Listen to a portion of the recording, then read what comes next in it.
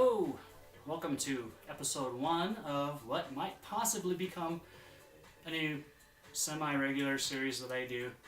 Kind of like my semi-regular emails I send out to everybody once a year, sometimes. Welcome to episode 1 of what might possibly become a very regular vlog series that I do for you. My name is John Newbury and I will be putting this together once in a while.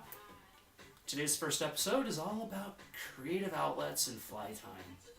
Welcome to my fly tying studio or den or man cave, whatever you like to call it.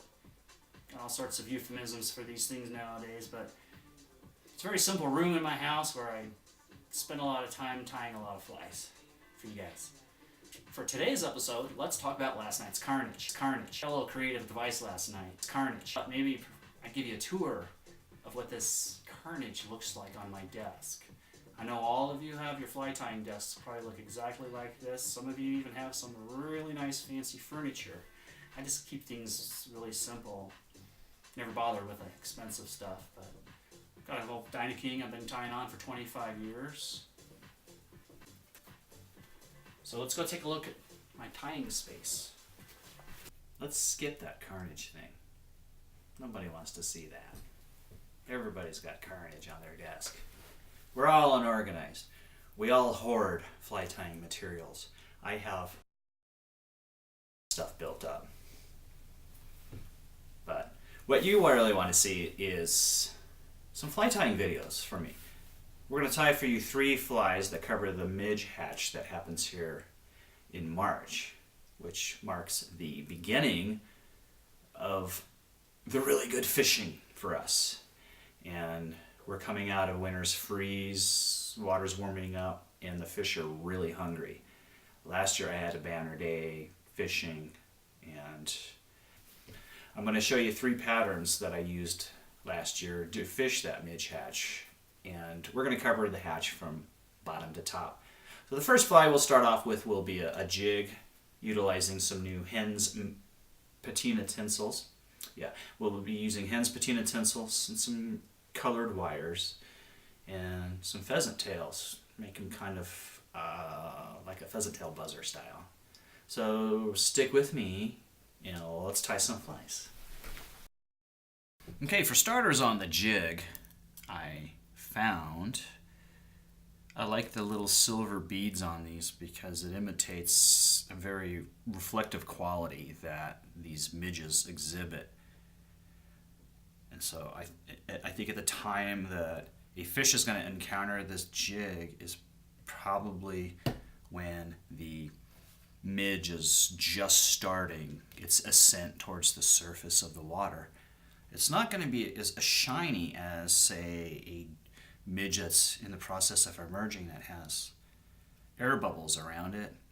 And I was a skeptic of those air bubbles until last year when I looked and I saw them actually entrapped in this gas bubble.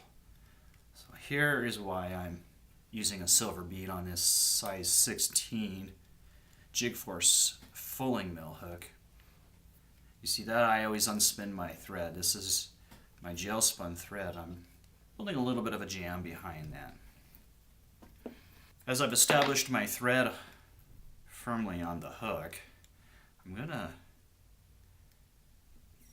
mount a piece of hen's dark blue patina tinsel. This stuff is really nice. I like the quality that imparts on that fly. I'm going to take 4 strands of this dyed gray muskrat, colored pheasant tail. It's not muskrat, it's muskrat colored pheasant tail. You see I'm unspinning my thread as I wind my way rearward. So these are the techniques that I use for when I'm trying to get those nice little precise flies that I tie. I'm using 50 denier gel spun thread. I always tie with this thread as 100% of the time. If I need to have a color on my thread and the thread is going to show, I'll use a colored thread for that part of the fly. But this is my construction thread. As you see, I'm letting it unwind. I wanted to find out which direction it is. It's a little YM too tight, so I'm going to unwind this until I can get that nice and flat. Now I have a really nice flat microfloss base in which I can continue to mount another material and build a very smooth underbody on these flies. I like my ribbings to be mounted or have a point of origin that's oblique or to the body material, so that way when I make my first ribbing turn, it starts off nice and cleanly. You can see I'm winding the wire down as I'm winding my thread forward. And eventually that little tag end will seat itself right into the bead. And that's not very clean. See, I do this for you on camera, and I'm not as nice as I can be. Go ahead and build a pretty pronounced taper. Not too much. These naturals are not too fat. Alright, that's about enough. Okay? So I always tie my flies upside down or when I'm winding flies because the angle that I'm right-handed. And so as I wrap my materials around the hook, you can see I'm coming at an angle like this. I'm avoiding that hook point that way, and I'm not breaking my product or my materials. When I've got my fly like this, and I'm coming over right-handed, the first thing I'm going to do is I'm going to snag right into that hook point. So I tie most of my flies, I'll tie the body or the abdomen section with the fly upside down in the vise. So I have my vise set in the rotary position. I'm going to counter wrap the direction of the thread so that way when I go to tie off, I have this great little crisscross that happens when I tie this off. It also gives me a chance to have a nice counter rib with that wire, which will really reinforce this fly because these flies do get abused quite a bit, and so I really like having some counter ribbing. So I've made all my rests forward, got a nice taper. The way I tie off is there's that one crisscross over, around, in front, and again one more behind, crisscross behind and over in front. So that's kind of a double locking wrap. We're going to spiral the patina tinsel forward, 6 or so wraps, nice and evenly spaced, or so there. And same way I tie off, that was one crossing over, under, over, under. Trim away that tag. And here's where I'm going to hold that wire at an angle and spiral forward so that I can get an equal number of counter wraps of that wire. And that wire you can just snap away. And let's see, I have 2 collars on this. I have a Thorax or just a double collar. And on the double collar I like to use a little bit of Spectra 335, which is a really nice peacock alternative. You just want to take a smidge of that. You just need a little tiny bit of that. Such a small amount. And then I'm going to give it the little gill tuft looking part of the fly. That's a little bit of, this is Spectra 901, which is a really nice blue UV rainbow. It's nice and cool. You want one turn of that made a one solid turn. Now we're going to whip finish. So I use a rotary whip finish. You whip finish any way you like, but 1, 2, 3, 4, 5. And then I draw that tight, and I'll cinch that down tight behind the bead. You feel that thread going, cinching down into that. So that way you have a nice hidden thread. Cut gel spun thread, you're not scissoring. Plunge into it. There you go. So there's the first fly. Simple little jig that you can use for this midge hatch that is very effective. So in the mornings, I'll probably start off with this before moving into a pupa pattern, which this is a lot of fun to fish. So now let's tie that pupa. Okay. For the second fly, we're going to work our way a little further into the progression of a midge hatch. So we just tied a larva pattern that we can fish in the morning, or a little searching pattern that we can use in the time frame leading up to that hatch, which is mid-March. So that jig will serve us well, but as the midge hatch progresses, we're going to start working our way up the water column. I've been able to just suspend this midge just literally a foot or two under the surface of the water when I start seeing the active feeding on the midges during the hatch. And again, I like to tie upside down so that I can have a good view in what I'm doing. So I'm just going to work my way around the bend of the hook to where I can suspend that thread and it's not going to slide forward or back. So it's what,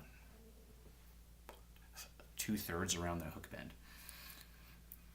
Start off with 4 strands of dyed muskrat gray pheasant tail. My thread is really loose. I'm just using the weight of the bobbin itself to hold it, and it's been unspun so as to be laying very, very flat. So now I have my pheasant tail mounted. I'm going to come back. We're going to give a ribbing of the gray gunmetal patina tinsel. I'm going to back off a few thread wraps because I can accomplish a lot here in this little space. So mounted some tinsel on that side, and I'm going to mount a counter rib on the other side. I like my ribbings to originate off the sides of the hook or oblique to the body here. So that way when I make my body wrap and my first wrap of tinsel clears the tail and the body and doesn't distort anything back there. So there's another strategy for you in your tying. I'm tying these materials off as I wind forward with my thread flattened. This is part of my precision tying techniques that allow these really super smooth, clean flies. All right, so I've returned that to a normal position. Thorax is going to be built up a bit, so I don't mind building a little bit of a taper. Okay, so normally I like to say I'm going to tie upside down. Let's go. As always, I end up breaking off a fiber, but that's fine.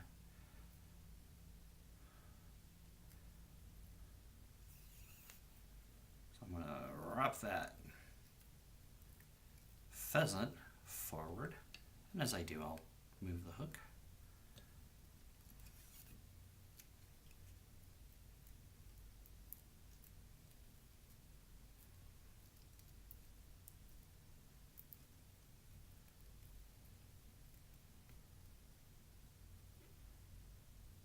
Over, under, twice, just like we did on the jig.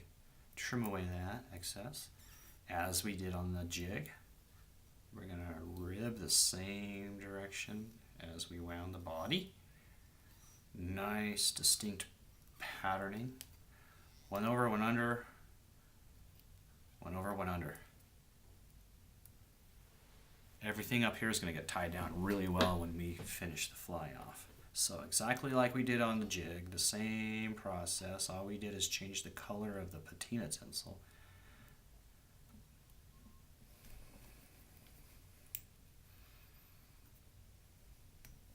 All right. I'm going to go back to where I want to tie in the wing buds and thorax. So this is a computer hard drive anti-static bag. Yes, Davey McPhail. I got that idea from Davey McPhail. Brilliant. So I'm gonna give credit as due. I'm gonna cut a small taper in the end of that, and then mount that directly flat on the very top. Make sure that's going to stay up there nice. The Thorax is Spectra 45. This has a really nice bronze and metallic green reflect you can see in there in that light. So let's take just a tight little thin dubbing strand of the Spectra. Get it all nice and tight and start our wraps. Keep things nice and tight as we're wrapping. Okay, we don't need any more than that. Get that hook positioned nicely.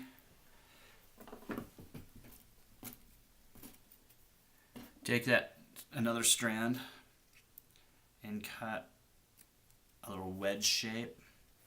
That wedge shape is going to be in a down angle orientation. So on the side of this fly right here, I'm gonna 1, 2, 3. See, I'm using my thumbnail to hold that in place. Fold that over, rotate the vise, and do the same thing on the other side. And I want it so that the curvature cups inward, so I'll orient that. And then I'll pop that wedge on there again. If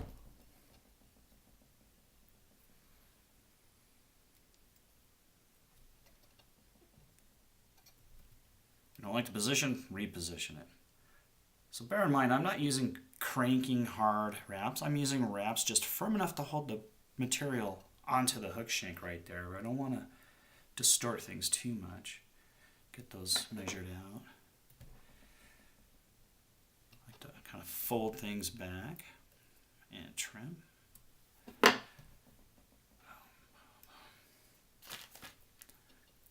So here's what I like to do is create a fold. Don't just pull that forward. I don't do that to my wing cases. I kind of pull back, use my fingernail, and fold the wing case over forward. Keep that nice and clean, and that's a loose wrap, that's a loose wrap, that's a loose wrap. If I like it, cinch it down, that's a tight wrap, that's a tight wrap, that's a tight wrap.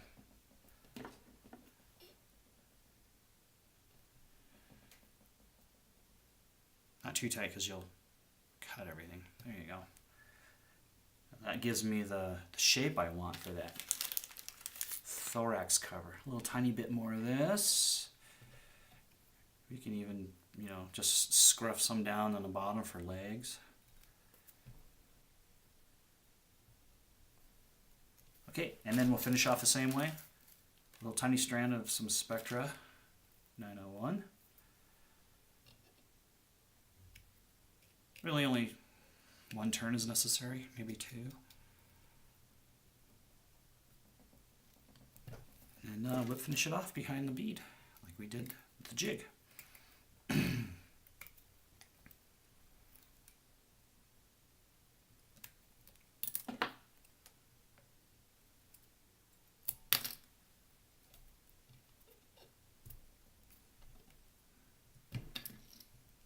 So that's the pupa. And for the third fly, we're going to tie the Minim midge, which if you happen to get so lucky as to see a nice midge hatch with surface feeding activity, and you want to switch over to a dry fly, and who doesn't want to switch over to a dry fly? This is a great option. This is also a fly that I use throughout the season on still waters and on rivers as well. I'm just going to, simply start to thread, advance that. I'm using the patina black as the base color, which gives it a nice surface sheen without being glaringly bright. And then the ribbing itself will be ribbing. Here I have this Sabai Pearl Blue that Okay, so I'm going to wind down. Again, my thread is nice and flat. I want to maintain that state. work my way up to the top of the hook where, you know, there's a section here that's nice and straight. You don't have to counter rib or counter wrap the patina tinsel. I'm just wrapping forward and touching turns, making sure I don't have a whole lot of my tying thread showing through. But if it should happen to show through, big deal. It just adds to the segmenting appearance, or the segmented appearance. So there was an over and under. And then here I'm going to spiral the blue tinsel forward.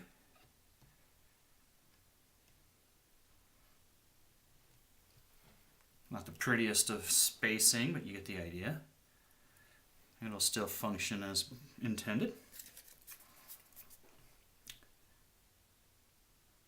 Little UV resin out of a very dirty nozzle. This just has like a magnifying quality more than anything. It also helps to get that gas bubble appearance that we want to strive for.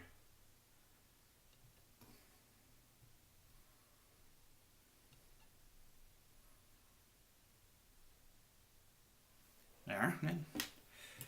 Shield your eyes and zap it with some UV. Don't look at that UV though. Now, this is a Pablo style emerger, so I'm gonna wind that thread back to the top. With flat thread, I'm using soft wraps that are strong enough to hold that but not cut that.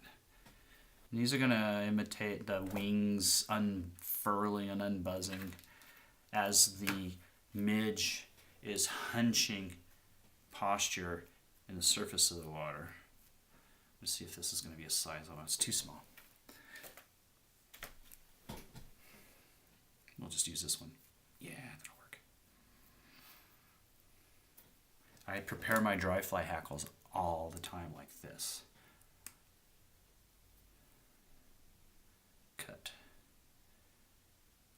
Cut closely on both the left and the top and the bottom. Now those are teeth that are going to hold that right in place. And I always tie my hackle on with the stem perpendicular to the hook with the same over, under 2 times. That hackle's locked in place. So yeah, I'm not taking 1,000 thread wraps. I just keep my thread wraps simple. So here, I'm going to do a paraloop style hackle. I'm just going to wrap about 6 turns heading up or so. And about as many going down. I have not counted these. Clear the hackles out of the way. So we have a nice clean tie-off point back here in the back. Over. You can just go over all these because you want to just cinch that down tight. Prune away the excess. Let's go back. We're going to jam some dubbing in there. For the adult, I like 335 Spectra. Very similar. It's very nice coppery, peacocky contrast to the cool abdomen. Keep that dubbing tight. So 1, 2, 3. I see how I wound those all backwards. And then we want to create the bubble hunch or the surface hunch. So again, how we tied the wing case off on that pupa. See, I'm kind of pushing and folding back. These are not heavy duty wraps. 1, 2, 3. And then I can go underneath 1, 2, 3. And over the top 1, 2, 3. I'm not cinching tight because that'll break that foam. And then nice, sturdy, solid whip finish. Trim away.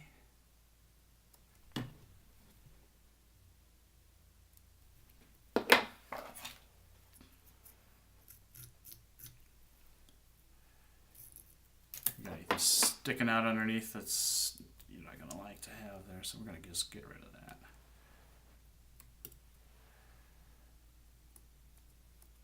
And there you go. Just apply a little floatant just to the very tippy top like that. And let that just hang in the surface like that. So Pablo's emerger is really great. All right, so there's your 3 flies. Have fun tying these. Any questions, comment, hit subscribe, please. I'm going to start this YouTube channel up, so your help would be great. I will tie as many flies as I can when you guys sit there and watch. So thank you.